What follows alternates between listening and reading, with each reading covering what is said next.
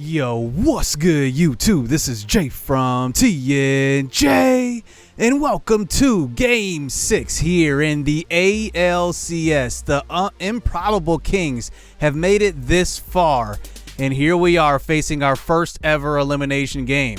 Now, on the other side of the MLB and the NLCS, you can see the Reds and the Nationals are going to a Game 7. So this could be epic. We could force a Game 7 and have 2 Game 7s on both sides. And take a look. The matchup that we have here going into Game 6 in elimination game is Glasnow versus Carlos Rodon. Remember, in the first game we faced Rodon, he is their #1 in the rotation. He walked a ton of guys. So we're going to need to be patient with him on the mound. So Billy Hamilton is going to lead us off. And he starts us off with the single to center field. And that's a great start here because we've been really struggling on offense. Chicago has been hot, so we got to continue this and get into the offensive side of the ball and kind of take advantage because our bullpen has been struggling as we swipe the bag there with Billy Hamilton. And now Bodie does continue this at bat with a man on second base, 3-1 count. And that's what I'm talking about. That patience at the plate, we definitely have to have it versus Rodon. So Marcus Semien actually switches with Yasiel Puig in the lineup. He's hitting 3 because he's hitting great here in the ALCS. He hits one deep, and that one does get over the right fielder's head. And that was Mazzara out there, and we do score a run on the ground rule double. It's 1-0. We still have no outs. So guys on second and third, here is Jesus Aguilar. He hits one down the right field line, and it does stay fair, but it does get run down by Mazzara, but we tag up. It's 2-0 here in the first inning. Great start so far as now Jake Cave comes up. He's up in the 5-hole this game. He hits one hard up the middle, and Altuve does knock it down and throws to first, but it's not in time. 3-0 here, and we still have 1 out in the inning with a man on first base. That brings up Puig. He's walking as well. Rodon has had so many issues walking batters. We got to take advantage. That brings up Corey Lee. 3-1 count. He drives one deep to left field, and it's just foul.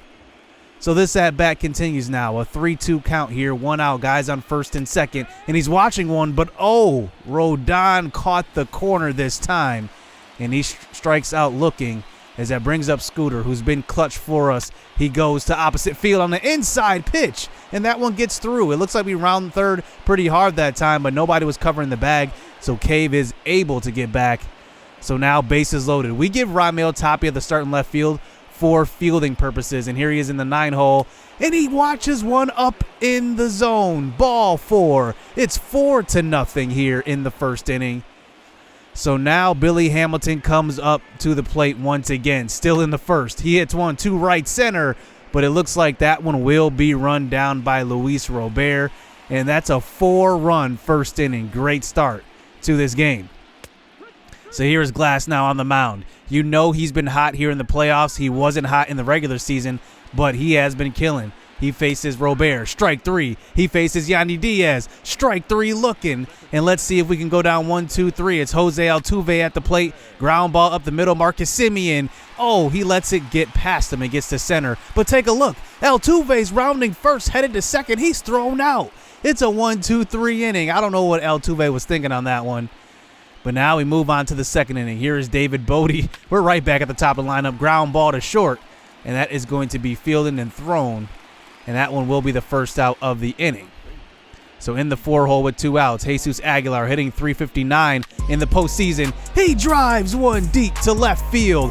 That is a no-doubt home run. I mean, perfect tailor-made curveball right over the middle of the plate. It's 5-0 here on the road. Remember, road teams have won every single game in this series, and we have a commanding 5-run lead. But here is Jake Cave up with 2 outs. It's just a chopper to the left side of the field and 3 outs. But, man, what a great start to this game. That brings up Nomar Mazzara in the second. He drives one deep with 1 out to center field away from the shift. And it gets to the warning track and bounces over the wall. It's a ground rule double. So now they got a man on second base here with 1 out. That brings up Jose Abreu, who's hitting in the 6-hole for them. He has been killing here in the ALCS. And he strikes out on that one. Glasnow's 4th strikeout of this game. as that brings up Zach Collins, who drives one up the middle, and that one does sneak through with 40 speed. Let's see if Mazzara will score, and he will. And now it is going to be a 5-1 game. And now let's see if we can get out of this inning with no more damage done. Mike Gerber at the plate, but he watches one low in the zone, ball 4. So now men on first and second here with Danny Mendick, who's hitting over 500 in the playoffs, and he doesn't miss. He drives it deep, and just like that, the White Sox are right back in this game with a 4-run second inning. Wow. Just when you think that you have a commanding lead, it's just not safe, especially with a 9-hole hitter hitting over 500. And now this top of the lineup comes back up. Here's Luis Robert. He is just a soft liner to center field, and it's run down by Billy Hamilton. So now 1 out here as we move on to the 4th inning. Here is David Bodie at the plate, and he hits one to the left side, and it's going to be a base hit that time, a single. He beats that one out. As now we move on to the next batter in the 3-hole, Simeon, who's been hitting extremely well. He drives one to left field, so now we got guys on first and second, and 1 out here in the inning.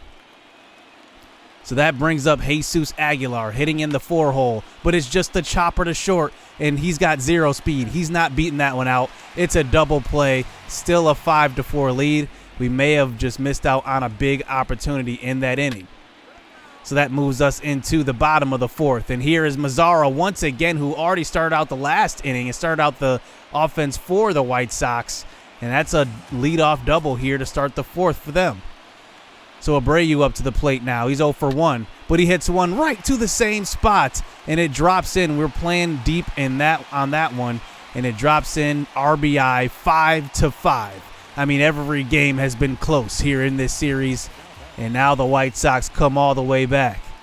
So here is Zach Collins, though. He comes up next. Chopper to first. It's an easy double play. And there we go. We got 2 outs in this inning, and we do eventually get out of that inning. As now we move on to the 5th. As Carlos Rodon, 97 pitches up to this point. He leaves one up in the zone for Puig, and he drives it to the gap. And that one is a ground rule double. Nice hit by Puig that time, as he is in a contract year, as that brings up Corey Lee to the plate. But he's just watching the high fastball. And now with 2 outs, man on second base, Scooter Gennett comes up, 1 for 2 in the game. He drives one deep to right field, and that one will make it all the way to the warning track, as now that one drives in a run, and we take this lead right back. It's 6-5. Scooter Gennett is always clutch for us. So 2 outs still in this inning. Here is Ramel Tapia, who goes up the middle, and Rodon just puts his glove there. That one could have snuck through the infield, but Rodon is through 5 innings, 110 pitches. Just to compare that to Glasnow, 66. So Glasnow is still on the mound, because I feel like that home run was just an anomaly. I don't know if it was an anomaly, but still, it was a 3-run home run, which opened up the game. Otherwise, he's pitching pretty well. But now we decide to pull him after he gives up that double, and we decide to bring in Rowan Wick, who has been probably one of our best relievers. Him and Ryan Stanek have been amazing for us. He has 8 strikeouts, 1 walk, in 5 appearances. And now he's facing Robert, the top of the lineup, and that's a drop third strike. But we go to third, and we were not paying attention. The runner was already on the move, and Robert swung at that one. It was a strike 3. And now runners on the corners with no outs. And here is a pitch in the dirt. And take a look. Robert advances to second anyway. So now guys on second and third with no outs in the inning. Yandy Diaz still at the plate. He hits one to shallow right field. Let's see if Puig comes up throwing, and he will. But he kind of takes his time a little bit and doesn't get enough momentum on the throw. And he's going to be safe. That's Mendick. And it's a 6-6 game. So now in the 5th inning, it continues, and that's a strikeout. Altuve looking, and just think about that. So Altuve just struck out, and that could have been the 3rd out of the inning if we would have went to first with Robert strikeout. Instead, they tie this game up at 6 apiece, and then Nick Castellanos comes to the plate and hits a deep fly ball. And now we move on to the 7th inning here. They bring in another lefty. How many lefties do they have? Bernardo Flores to the mound in the 6th inning, I should say, not the 7th, as that brings up Billy Hamilton, who hits one to left side, and that's how he's just been getting on base. Those little soft ground balls he just beats out, and now a man on first base here to start the 6th inning. The top of our lineup, who we want up as we send Billy on the first pitch, and he will take it himself all the way to second. And now, man on second base, that's an easy swipe for him. 2-2 count. Right over the middle. David Bodie does not miss. That one gets off the wall in left field. Billy Hamilton was actually not even running on that one, but he still gets around to score. It's a RBI double. 7-6. We reclaim this lead right back. Now Simeon, who's been hot, he hits one up the middle, and that one sneaks over the second baseman's head. 8-6. Still no outs here in this inning. But man, what a great move I think that was, moving Simeon back up to 3-hole while he was hot. So still no outs in the inning. Here's Jesus Aguilar, who drives one deep, and it's going to be foul. Oh my goodness, that could have been his signature moment there. 2 home runs in the ALCS Game 6. Instead, the at-bat continues, and a perfect pitch over the middle. It's just a pop-up behind third base. That brings up Jake Cave. He's swinging and missing at a curveball. And man, if Jesus Aguilar would have straightened that up a bit, that one could have killed that White Sox offensive momentum. So now I move on to the bottom of the 6th. And here is another walk.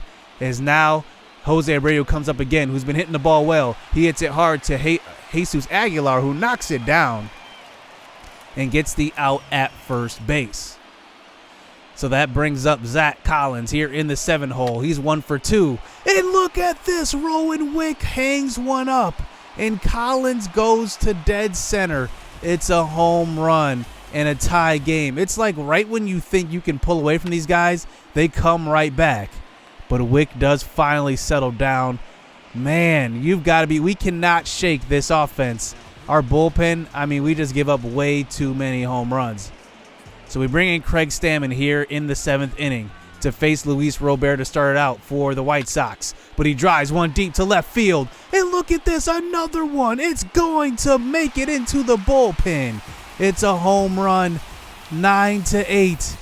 How many home runs are we going to give up this series? I mean, so many. The Yankees kind of ran out of gas when they were just hitting home runs. They weren't hitting, any singles or doubles or anything like that. But here, the White Sox, they can kill you anywhere. Singles, doubles in the gap. They have great home run power. Everybody from top to bottom of their lineup can hit home runs. That's been our Achilles heel in this series.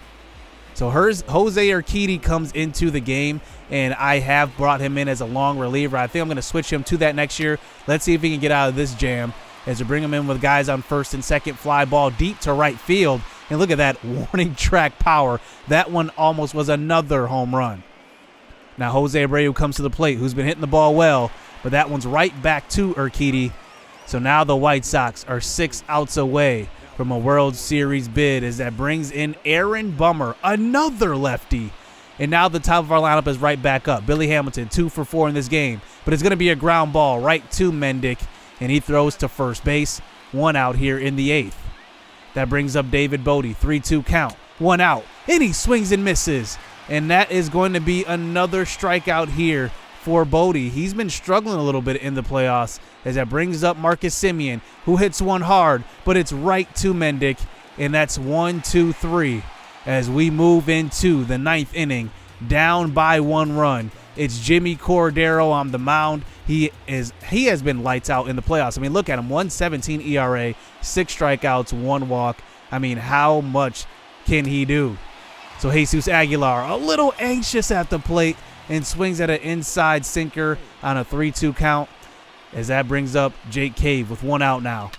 He hits a little grounder to second, and Mendick throws to first. They are 1 out away from a World Series bid. With Yasiel Puig, this could be his last at-bat as a King. He gets a pitch. He hits it to third. It's a soft ground ball, and the throw is on line. The White Sox will take the ALCS, the AL pennant, and wow, they will go back to the World Series for the first time in maybe, 15 years? I think it was 05 was the year they went back, and they end up with the victory. Danny Mendick, and I said Scott Mendick. I meant Danny Mendick. I was saying Scott the whole game, but he does get player of the game.